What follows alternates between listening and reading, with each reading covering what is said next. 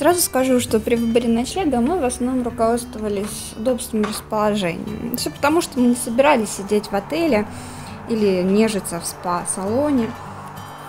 Питание в отеле тоже не особо интересовало. В общем, нам нужны были кровати, душ, туалет и горячий чайник с утра. Все это плюс телевизор, уютная кухня там с плитой, посудой, а еще бильярд обошлось примерно в $25 за двоих за 2 ночи. Были и косяки, конечно. Например, мы не сразу поняли, как вообще в этот отель зайти. Потом оказалось, что он расположен на 6-м этаже, и лифта в здании нету. И из-за хлипких дверей нам пришлось с собой носить ноутбук постоянно, чтобы его не украли из номера. Хорошо, хоть он не тяжелый. И эти темные пятна на полу, конечно, тоже не добавляли уюта номеру. Это все скорее ложка дегтя, потому что прочее было на уровне. Каждому выдали по 2 полотенца. В номере все круглые сутки была горячая вода. Постельное белье было чистое и очень приятное на ощупь. На ресепшене сидели 2 очень симпатичные девушки, которые пытались с нами разговаривать по-русски изо всех сил. Стала бы я советовать этот отель кому-нибудь из друзей? Если вы хотите сэкономить, то однозначно да. В конце концов, во Львов едут не за отдыхом all inclusive, и личная массажистка в номере – это уже перебор.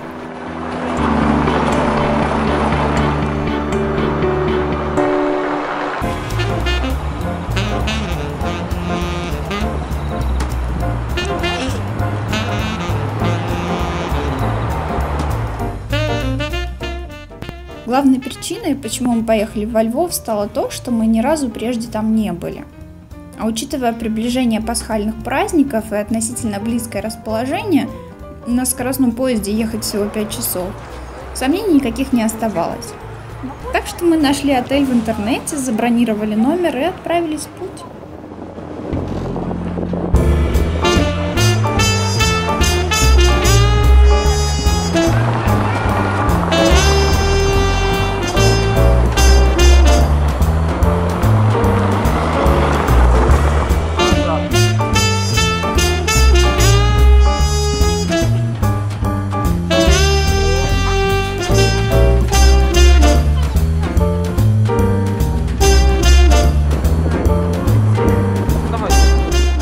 В туристическом центре города есть места, на которых оказываешься снова и снова, каждый день.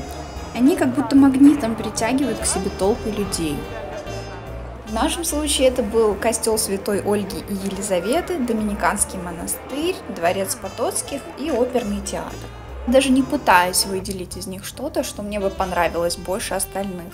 В каждом из этих мест просто дух захватывает от того, насколько много сил, энергии и творчества было затрачено на создание этих архитектурных шедевров.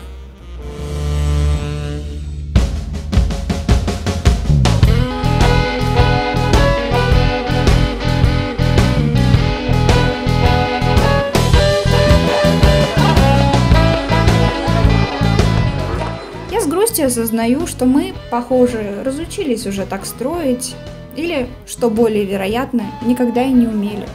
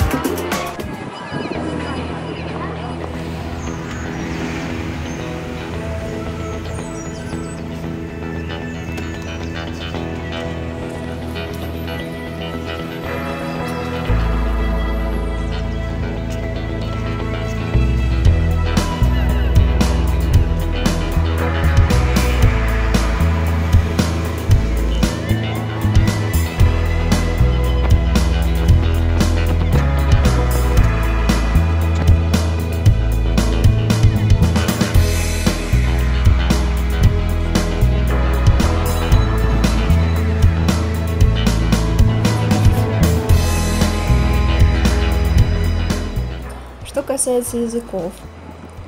До переезда в Киев я волновалась, что встречу там толпы людей, агрессивно настроенных против русскоговорящих. До поездки во Львов испытывала примерно те же чувства. Оба раза переживания оказались напрасными.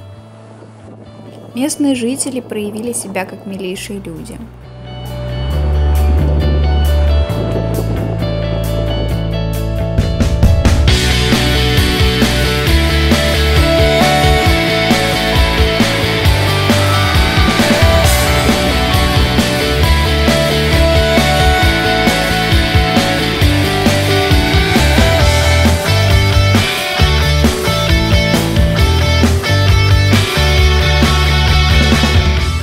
В гостинице, кафе, ресторанах, магазинах, услышав русскую речь, нам всегда отвечали по-русски.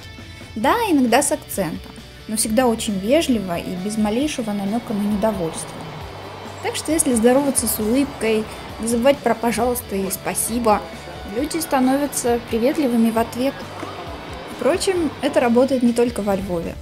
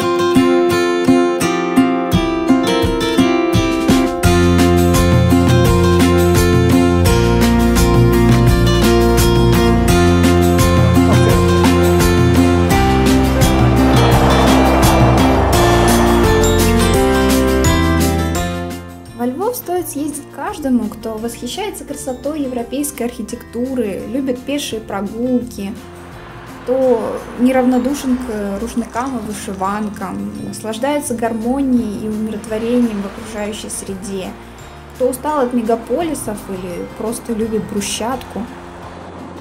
Даже если этих причин недостаточно, во Львове все равно стоит побывать каждому, потому что люди обычно неравнодушны к еде.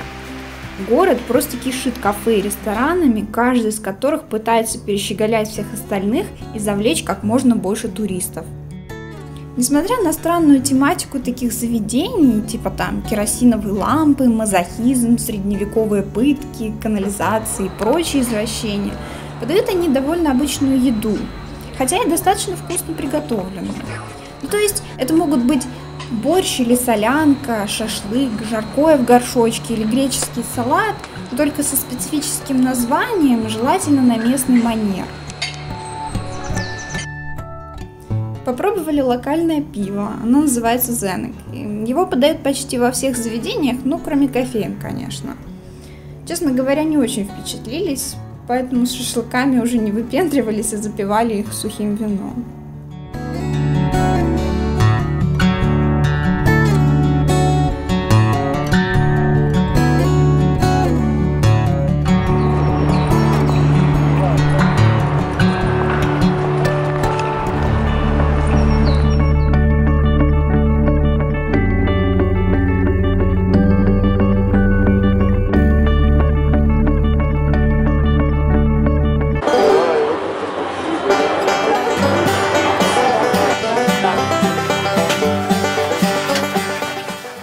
Кофе и шоколад давным-давно стали визитной карточкой города, поэтому кофейни здесь на каждом шагу.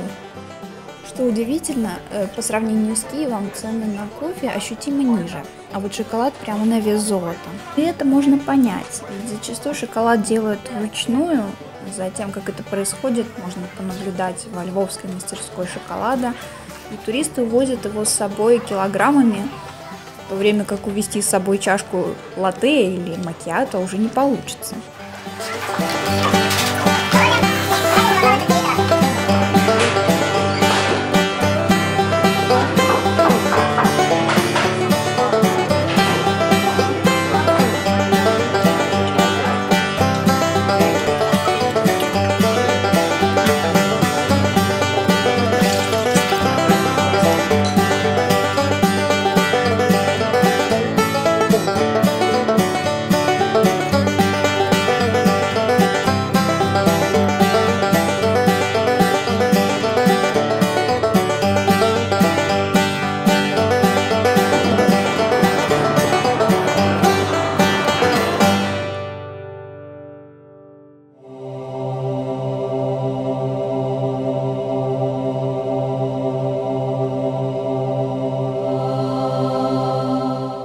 Собор Святого Юра мы, если честно, посещать не собирались. И наткнулись на него совершенно случайно, когда шли на вокзал, чтобы уже ехать домой.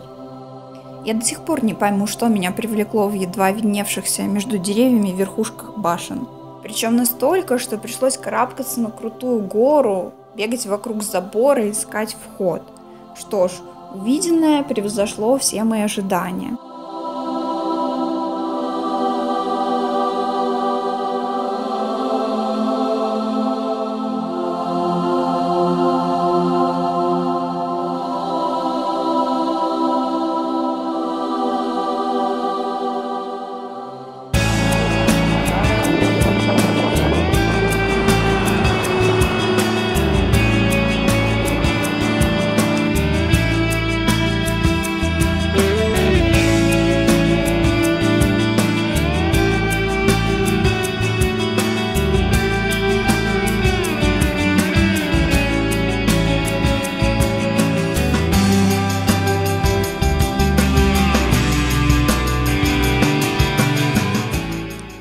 Поездка была просто соткана из положительных впечатлений.